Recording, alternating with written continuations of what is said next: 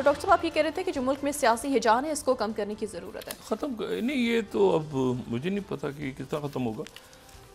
मैं तो बार बार ही बात दोहरा रहा हूँ, कोई ऐसी बात नहीं जो मैंने आज कही हो, लेकिन ये कि आने वाले दिनों में ये मुझे तो हालात ये कोई असल में कोई मतलब मैंने वही कहा ना कि वो पावर से हट के ज़रा अगर थोड़ा सा बाकी इश्यूज़ की तरफ ध्यान देंगे ना तो फिर वो टाइम निकल जाता है, वक्त होता है ना हर चीज़ का। आप कहते हैं उस वक्त आपने बात नहीं की थी, उस वक्त हमें करनी चाहिए थी, उस वक्त ऐसे था वैसे था, वो टाइम निकल जाता है। ये बड़े इंपॉर्टेंट दिन है।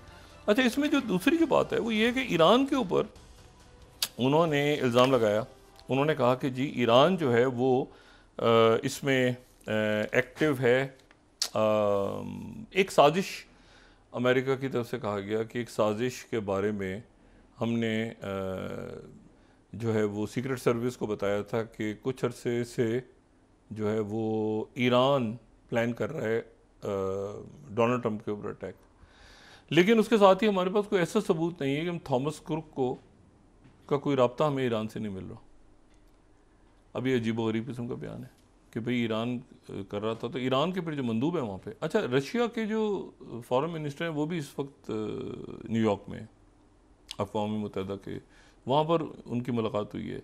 ईरान के जो कायम मकाम वज़ीर ख़ारजा हैं, उन्होंने खैर उनके मंदूब ने कहा है कि भाई कासिम सुलेमानी को मारा था, कत्ल करने का जो है हुक्म दिया था ट्रंप ने, ट्रंप मुजरिम है, लेकिन हम इसको लेके जाएंगे आलमी अदालतों में और इसके ऊपर मुकदमा चलाएंगे, कानूनी रास्ता इख्तियार करेंगे, हम इस तरह काम नहीं करते।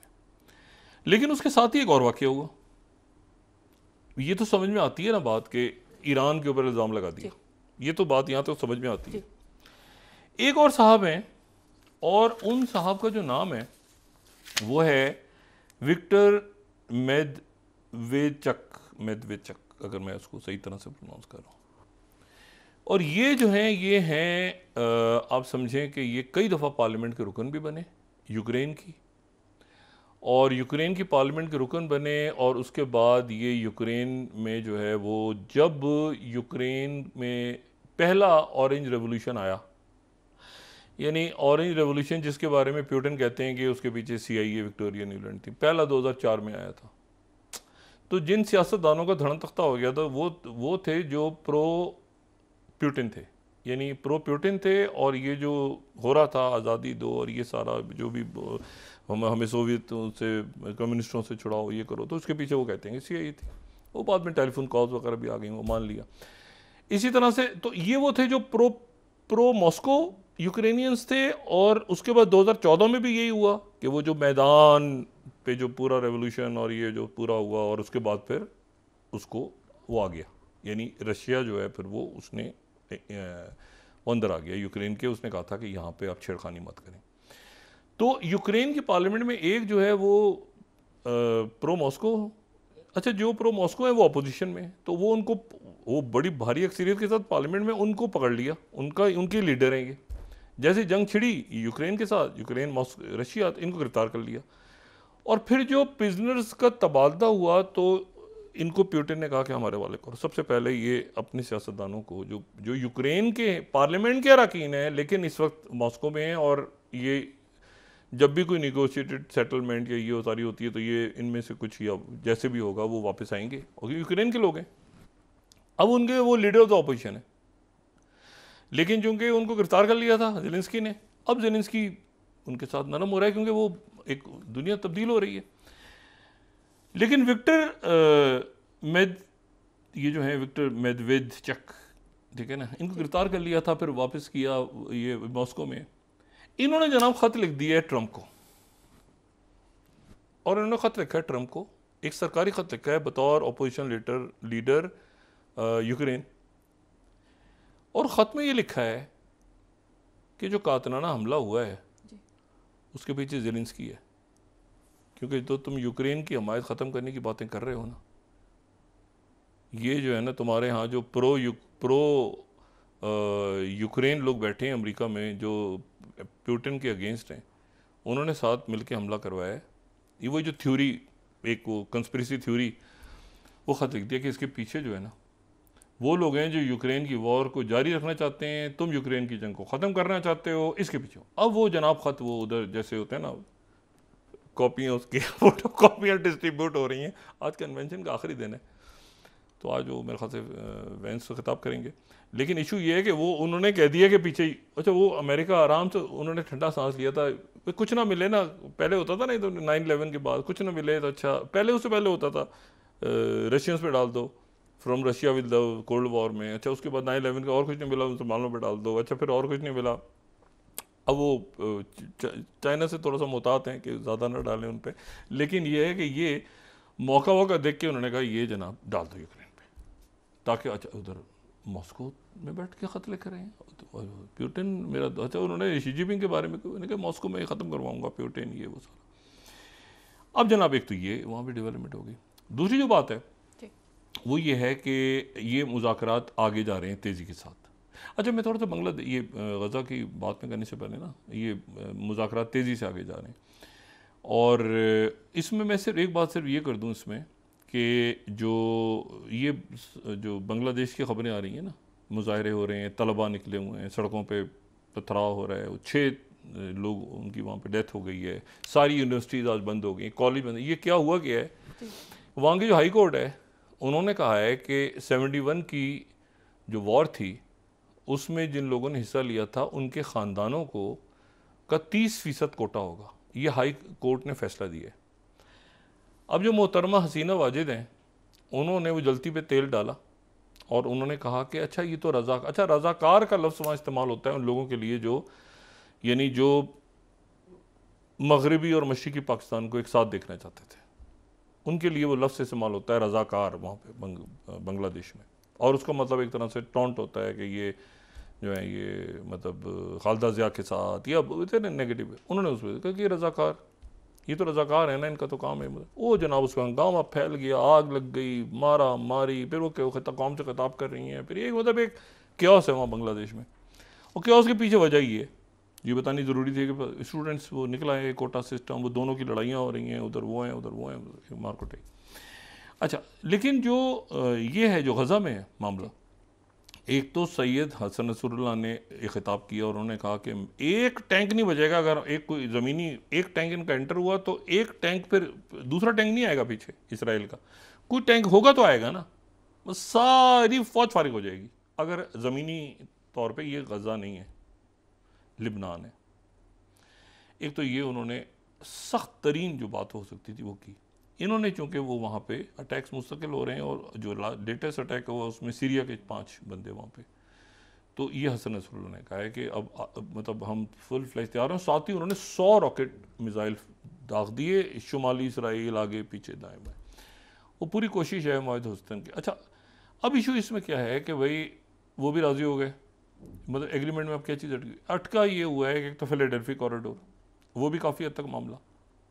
अब इस वक्त जो है डेविड बानिया नहीं लेकिन बाकी टीम्स मौजूद हैं, बड़ा एग्रीमेंट तकरीबन राज़ी हो गए सारे, लेकिन वो कहते हैं ना कि क्या वाकई क्या ऐसा होने जा रहा है, वो ये वाली सूरत हाल। पहला उसमें मसला ही अटका हुआ है कि जो गज़ा में अगली हुकूमत किसकी होगी, मतलब हमास नहीं तो फिर कौन, क्योंकि सीज़ फायर का दूसरा मरहला शुरू नहीं होता तो हमास तो रहेगी। अच्छा इसराइल अब एक बात से वो एक और कंडीशन रख दी है कि ये शुमाल से जनूब, जनूब से शुमाल जाने से पहले हम चेक करेंगे, क्योंकि ये तो फिर हमास पूरे फैल गई और दरमियान में कहीं मुआहदा टूट गया तो ये तो मज़ीद पावर के साथ आ जाएंगे। अच्छा उसमें जो है वो अभी बूट्स ऑन ग्राउंड आने को कोई तैयार नहीं हो रहा अरब ममालिक में से, क्योंकि वो बूट्स ऑन ग्राउंड वो आएंगे तो उस वक्त आएंगे ना जब हथियार वगैरह सारा आगे बात बढ़ेगी। तो बीच में पता चला कि वो इसराइल ने गड़बड़ कर दी, कुछ माहिदा टूट गया, तो बीच में मुसलमान मुल्कों की फ़ौजें क्या, ये तो नॉन स्टार्टर है ना कि वहाँ पर वो जाएँ, अमेरिका आके बैठे। लेकिन अमेरिका के जो यरूशलेम में उनके जो नुमाइंदे मौजूद हैं, उनके जो लेफ्टिनेंट जनरल हैं जो डील करते हैं पैलेस्टाइन को भी डील करते हैं और साथ उसके इसराइल को भी देखते हैं और पैलेस्टाइन को भी के मामला वगैरह को भी देखते हैं, तो वो जो हैं वो वहाँ पर मौजूद है। उनका ये 16 का नाम है लेफ्टिनेंट जनरल माइकल फेंजल, ठीक है, लेफ्टिनेंट जनरल माइकल फेंजल, ये उनका तारुफ है। ये अच्छा इनकी जो पोस्ट है ये बड़ी इंपॉर्टेंट पोस्ट है क्योंकि ये पैलेस्टीनियन अथॉरिटी और जो इसराइल की सिक्योरिटी कोऑर्डिनेटर है, it's a very important post.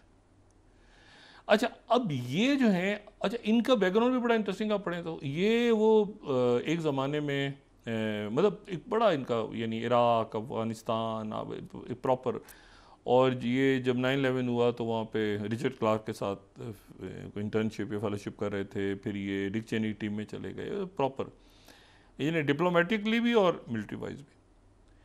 तो ये वहाँ बैठ के यरूशलेम में बैठ के सिक्योरिटी का बता सकते हैं पैलेस्टीन अथॉरिटी को इसको, लेकिन कुछ लोगों के ऊपर इतराज़ है। मिसाल के तौर पे जो एक साहब हैं जो कि पैलेस्टीन अथॉरिटी के इंटेलिजेंस चीफ हैं, माजिद फराज शायद नाम है उनका, माजिद फराज। तो माजिद फराज के ऊपर वो बड़ा सख्त एतराज़ है। वो हमास वाले कहते हैं कि माजिद फराज जो है वो इसने तो हमास के लोगों की मुखबरियाँ की हैं इसराइल के साथ। तो काफ़ी नाम ऐसे हैं जो पैलेस्टीन अथॉरिटी चाहती है हम आ जाएँ अभी, इसीलिए चाइना ने बुलाया सबको कि अब सब इधर आ जाओ, बच्चों बैठ के इधर ठंडा मामला को ठंडा करो। लेकिन जो असल बात है ना वो ये कि बूट्स ऑन ग्राउंड कौन सी फ़ौज पहले जाएगी, और वो वहाँ पर जाने के बाद वो हमास के लोग वहाँ मौजूद होंगे, क्योंकि पहले मरहले से दूसरे मरहले में जाना है ना। तो इस दौरान सिक्योरिटी कौन करेगा? इस दौरान जो है वो सिक्योरिटी कौन करेगा वहाँ पे? मतलब ये कि थोड़े से रिलीज हो गए, असल बात तो दो रियासत की तरफ जाना है ना। अब इन्होंने कहा उनकी तरफ से हुआ फायर, उन्होंने कहा बदइत्मीदी तो एक्सट्रीम पे है। फिर उसके बाद तो वो जो लोग रिहा होंगे कैदी, इसराइल कह रहा है कि इन कैदियों को यहाँ से भेज दो रिहा करके किसी और मुल्क। मतलब जो संगीन जराइम में, जो इसराइल के मुताबिक संगीन जराइम में फ़लस्तीनी हैं जेलों में, तो उनको यहाँ से निकाल दो। मगर कहाँ निकाल दो? वो कहते हैं हम यहाँ तो जाएंगे नहीं, हमने तो सारे हम तो जेलों में बना, ये तो हमारी ज़मीन, इसके लिए तो हमने आज़ादी की, हम कहाँ जाएंगे भाई जेलों से निकल के? हमारा घर है, हमारे यहाँ पे 15 साल से अंदर है, 20 साल से, हम कहाँ क्यों जाएंगे किसी और मुल्क? हम तो यहीं रहेंगे। इसराइल कह रहा है यहाँ रहेंगे तो ये तो हीरोज़ होंगे। अभी एक रौला पड़ा हुआ है। तो ये मामलात अब इसकी निटी ग्रिटीज तय हो रही हैं कि भाई ये कैसे होगा। अच्छा, फिर वो टोनी ब्लेयर का नाम भी आ गया कहीं से कि ये दरमियान में कोई जो टोनी ब्लेयर को बड़ा मतलब नापसंद करते हैं वहाँ पे लोग। उन्होंने कहा नहीं, उनके बिजनेस इंटरेस्ट वगैरह जो भी वजूहत है उनका है, वो उन्होंने कहा मैं पीस के दरमियान में आना चाहता हूँ, वो नाम उधर से रिजेक्ट हो गया। माजिद फराज का नाम है। एक और नाम आया, ये है वाशिंगटन इंस्टीट्यूट से आजकल रिलेटेड हैं, निकोलाई मिलेदिनेव, अगर मैं सही तरह से 17 स्लाइड पे इनका नाम प्रोनाउंस कर रहा हूँ।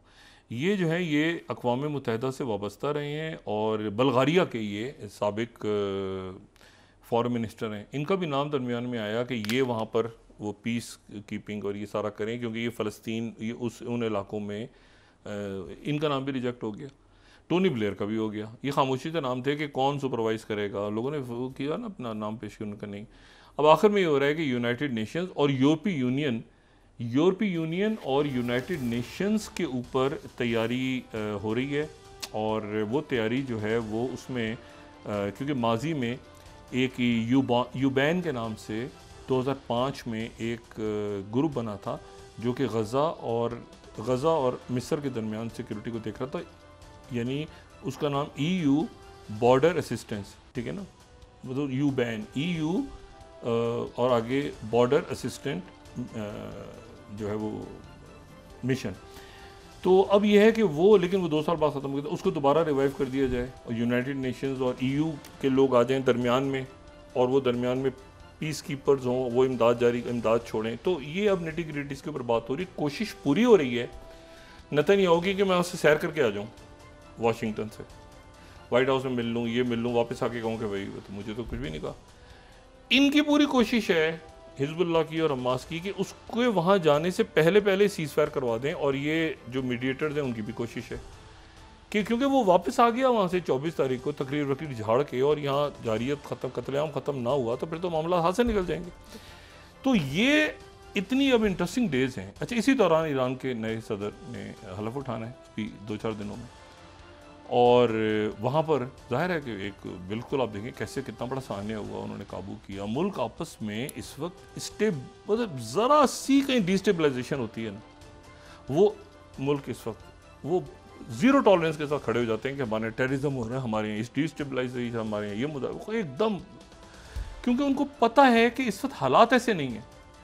और हमारे यहाँ पूरी कोशिश हो रही है कि जितनी ज़्यादा डिस्टेबिलिटी की जाए, और उसकी वजह पूरा सिस्टम है। देखें वो सिस्टम पॉलिटिकल छोड़ दें आप ये देखें ना कि वो ये आईपीपीस, ओ भाई आईपीपीस का अचार डालना है, आईपीपीस का वो मुआहदे किए हुए हैं, वो जी सॉवरन हैं, वो बाहर मिलेंगे, उनको किस कौन, यानी हम खुद उनको नहीं कर सकते कुछ, तो हमने वो डाला हुआ है ना, देखें जी वो ऐसा हो जाएगा ना, वैसा हो जाएगा, हम बिजली खरीदें ना खरीदें उनको डॉलरों में पे करना है वो। तो ये एलीट क्लास जो है ना, इसको बस एक मेरे ख्याल से वक्त ऐसा आ गया है, क्योंकि लोगों में अगर हिजान फैला तो पॉलिटिकली भी वो स्टेबलाइजेशन नहीं है,